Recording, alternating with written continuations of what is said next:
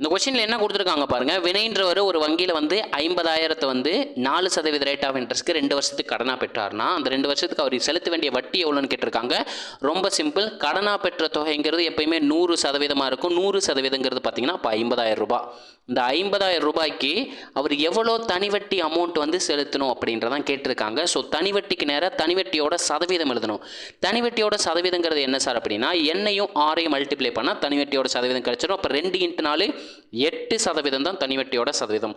சிம்பிளாக கிராஸில் இருந்தால் மட்டும் மல்டிப்ளை பண்ணும். இது எந்த சைட்லனாலும் சிம்பிளை பண்ணிக்கலாம். பாருங்கள், நான் 100ல் இருக்க 2 ஜீரோவையும் 50,000ல் இருக்க 2 ஜீரோவையும் கட் பண்ணிவிட்டு 8ஐயும் 500ஐயும் மல்டிப்ளை பண்ணுறேன். 8 × 5 40. ஓகேங்களா. 8 5 மல்டிப்ளை பண்ணால் 40.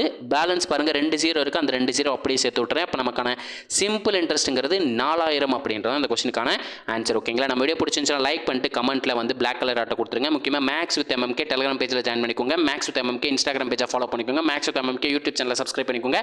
இதே மாதிரி அடுத்த ஒரு வீடியோவுடன் சந்திக்கிறேன். அதுவரை உங்களிடமிருந்து விடைபெறுவது நான் உங்கள் மேக்ஸ் மதன். தேங்க்யூ.